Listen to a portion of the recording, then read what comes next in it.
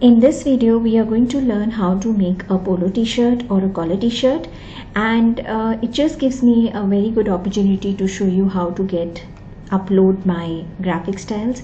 So I will just go over here. I got my graphic style board here out, and I go over to the library section and I go to other library, look for my file. So this is the start file library. I'll just open this and I get a dialog box of these are the three styles that I had saved earlier. Now I have the default of Illustrator. I can just delete the Illustrator by just clicking on one of them, clicking Shift. Along with Shift, I'll click the last, so all of it gets selected, and I will just delete this by clicking on the dustbin icon here, and there you go. And I can just click on the start file library. Once I click it, it will come to the graphic style that belongs to this file specifically.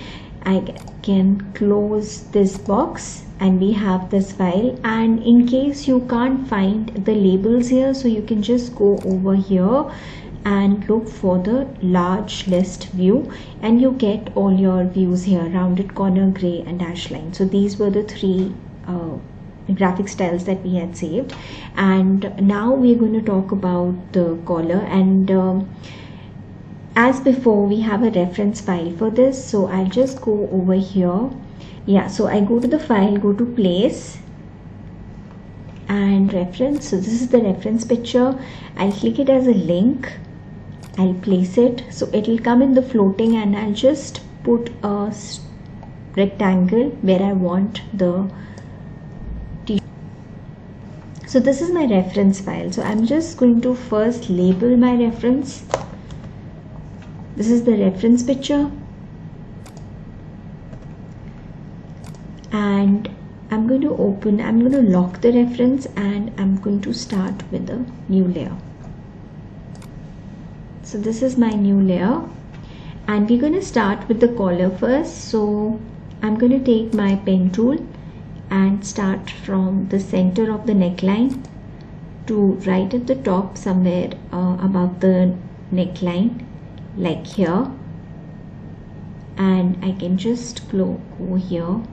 And if you can see, I must have clicked one of the dash lines, so that's why this is showing. So I'm just going to complete my collar and then click on the default. So I'll just click here and click here. So this looks like a collar, and I'll just go over here and just, yeah, so to give this a default rounded corner look.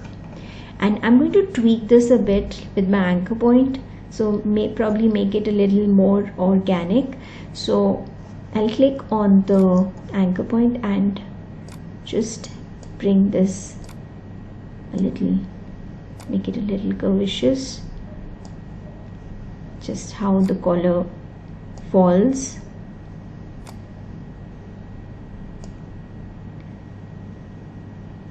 And we can probably just curve this a little bit like this to give it a more realistic look. And whatever I'm going to do, I'm just going to put this point, I'll shift it a little above so that it falls on the t-shirt like this. And before I mirror this to the other side, I'm going to do the neckline, and for this we have to create stitching lines here. So there is a tool where you can create a default, because I have to make a small collar inside which is parallel to it. So I will go to object, go to path, and this is offset path. So it duplicates the square, makes it smaller or make it bigger. Now if it is in plus sign, it makes it bigger. If it is in negative sign, it makes it smaller. So I'll just show it to you. So let's say this is an example, and if I do in plus, so I will do this in points, because if you look at the preview, See, this is how it will look, but this is what I did in as 1 point, and Illustrator converted that into inches, so there's no problem to that. And I'll just do -1 point, and there you go. So I have a smaller collar inside, which I'm going to convert it into a stitching line. So I'm just going to click OK to this, and once I do this, click on the dash line like this. Now there is one thing here. I'm not too happy with the kind of the thickness of the stitching line. I feel it should be more delicate, so I can go over to my stroke panel and maybe make it 0.25 points, which looks much better.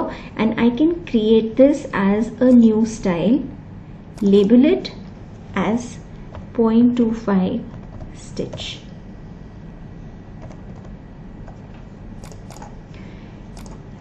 And I don't want this upper section, so I'll click on the white arrow key, click on the line maybe twice and just delete it.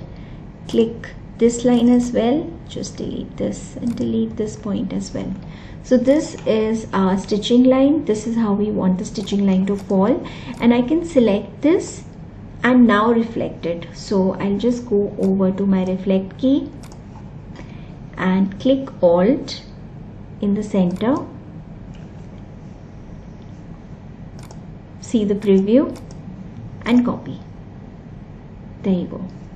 Now I want to make the back side of the collar, so I'll take my direct selection tool, click this point, maybe double click it, and with the shift key along I'll click the other line as well. So I've selected both of them together, and I'll do Control C and Control B, paste it at the back. So it's kind of selected just one portion, so this is not what I'm looking for. Just delete this, and we'll do this again so it comes out of practice.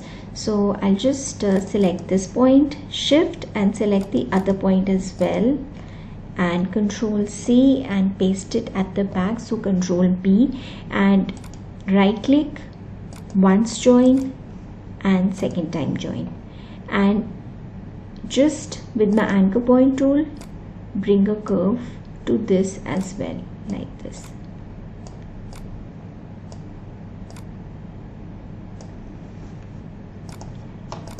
Like the way we did it, we're going to add stitching lines to this. So I simply have to select with my direct selection tool. So I'll just click on the short key A. This time double click on the line that I want to duplicate, Control C and Control F, paste it in the front, and with shift key pressed I'll just nudge it a little up with my arrow keys, and just click on the stitching line like this. Now if you see some kind of stitching line which is going out, what you need to do is just select this, and I can just add a node here and add a node here, and with my minus anchor point I'll just remove the node, delete the node from here so it doesn't protrude out, and this is a complete collar. In the next video we are going to learn how to make the placket.